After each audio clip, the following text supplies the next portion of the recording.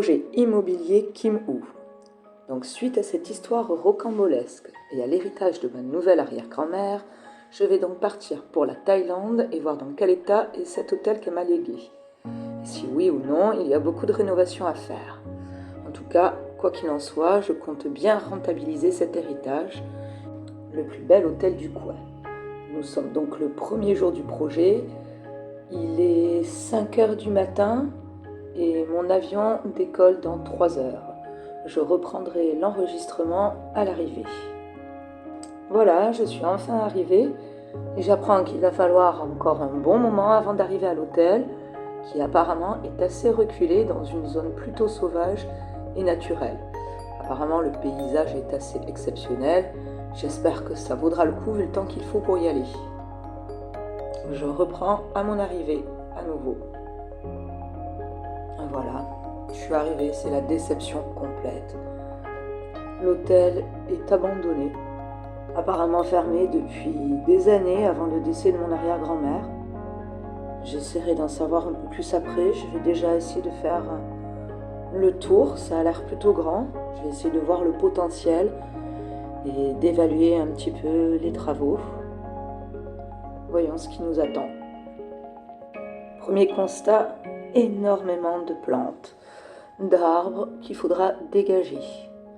Deuxième constat, je pense que le potentiel est incroyable. La jungle aux alentours est magnifique, il y a des superbes vues, je pense qu'il y aura vraiment quelque chose à en tirer. Par contre, ce que je ne comprends pas, c'est qu'il y avait des travaux en cours qui avaient été entamés, des problèmes de rénovation à faire, et que ça a été apparemment arrêté à cause de villageois. Je vais essayer d'en savoir un peu plus sur cette histoire, mais quoi qu'il en soit, je pense qu'on va raser une grande partie de ce qui est déjà en place et tout reconstruire.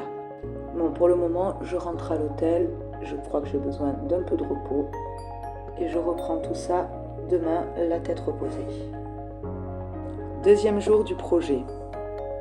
Il est 10 h du matin et j'en ai appris un petit peu plus sur l'hôtel. Il y a eu apparemment quelques soucis donc avec les villageois aux alentours et apparemment un arbre qui posait problème. Ce serait à cause de superstitions locales. En tout cas moi, ce ne sera sûrement pas ces sottises qui vont m'empêcher d'avancer. Projet immobilier Kim Woo, jour 3. Les travaux ont enfin débuté. Tout l'avant de l'hôtel a été dégagé et déblayé.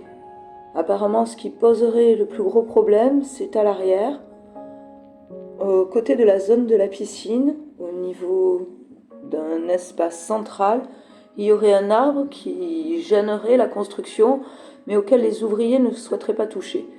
Je vais donc retourner sur place pour voir de quoi il en retourne.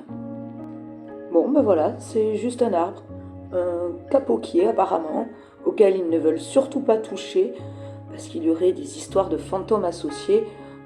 Ça suffit, je vais essayer de trouver une autre équipe d'ouvriers pour pouvoir faire abattre cet arbre, ça suffit. Jour 4, 6 h du matin. Je viens de me réveiller et j'ai trouvé une lettre glissée sous la porte de ma chambre. Je bois un thé et je la lis, elle est bouleversante. Il y a très longtemps, un jeune et riche marchand, nommé No, est tombé amoureux d'une jeune inconnue, qui cherchait une âme qui la comprenne. Il croyait être cette âme. Ils se retrouvèrent durant tout un mois.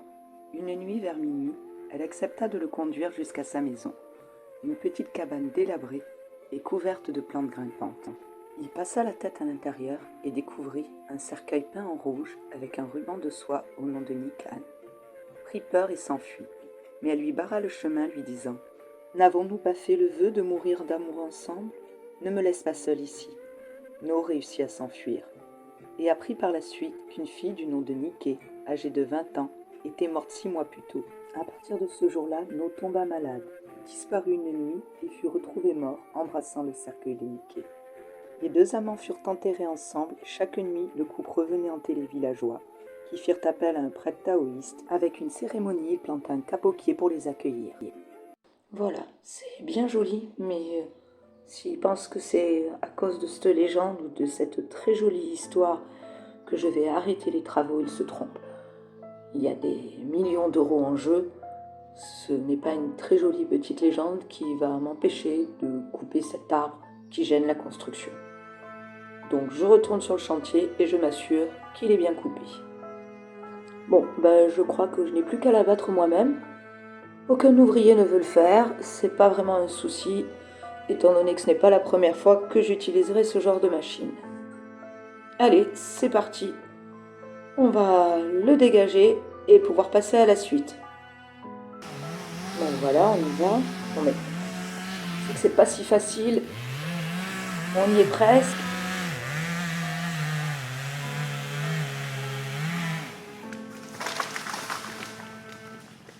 Quand je pense que j'aurais dû faire ça moi-même. Bon, maintenant vous finissez, moi je retourne à l'hôtel et je reviens demain pour voir comment ça s'est passé et où est-ce que vous en êtes. Jour 5. J'ai passé une nuit atroce. J'ai eu beaucoup de mal à dormir, je ne sais pas ce qui se passe. J'ai entendu des drôles de sons toute la nuit. J'ai été entre le sommeil et l'éveil toute la nuit. Je suis épuisée. J'espère au moins que les travaux ont bien avancé.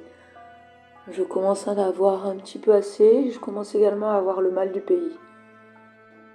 Je pense que quoi qu'il en soit, quelle que soit l'avancée des travaux pour aujourd'hui, je vais peut-être me prendre une petite journée touristique et aller voir 2-3 lieux que l'on m'a conseillés. Alors je suis de retour à l'hôtel. Les travaux avaient avancé, mais de nombreux ouvriers se sont plaints, soi-disant de bruit, de choses, d'apparitions, encore leurs superstitions. Et moi j'ai eu une drôle d'après-midi, j'ai voulu profiter et on m'avait conseillé un joli temple, mais j'ai été prise de malaise, je n'ai même pas pu visiter le temple. À peine j'avais posé un pied sur les marches que j'ai commencé à avoir des nausées. Je me suis dit que ça allait passer si je rentrais, que ça devait être un petit coup de soleil. Qu'en me mettant à l'ombre du temple, ça irait mieux. À peine j'avais franchi le temple que j'ai vomi, on m'a mis dehors. Je me suis excusée, mais je ne suis pas bien du tout, je comprends absolument pas. Je vais essayer de me reposer et je reprends demain. Jour 6. J'ai dû avoir une intoxication alimentaire, c'est pas possible. J'ai passé une nuit atroce. J'ai eu des sueurs froides toute la nuit.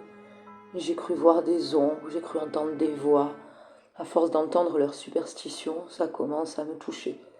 Mais je ne vais pas me laisser faire, me reprendre et me concentrer sur la fin des travaux. 10e jour du projet. Ce soir, c'est l'inauguration. Le projet touche à son but, mais j'ai passé 3 jours vraiment bizarres. J'ai vraiment essayé de me concentrer et de faire comme si de rien n'était. Le projet est mené à terme, l'inauguration devrait bien se passer. Par contre, j'ai perdu environ 5 kilos. Je n'arrive absolument pas à manger.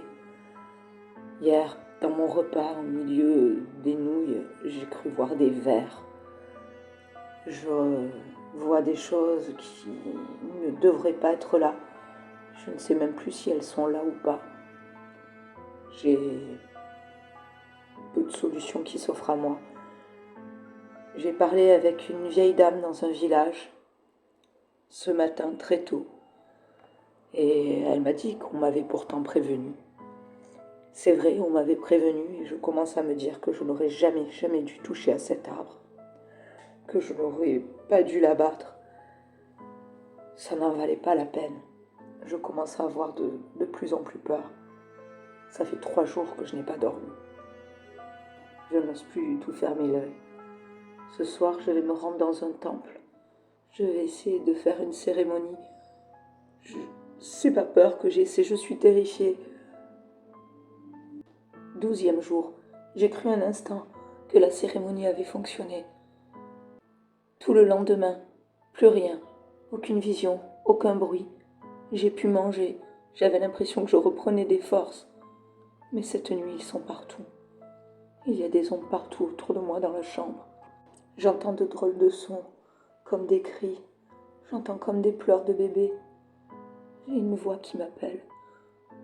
Je ne sais plus quoi faire. J'ai vraiment peur. Je ne veux pas mourir. Je ne sais pas ce qu'ils me veulent. Ou plutôt, je crois avoir compris qu'ils veulent que je les suive. Et je veux pas les suivre. Je veux rester là.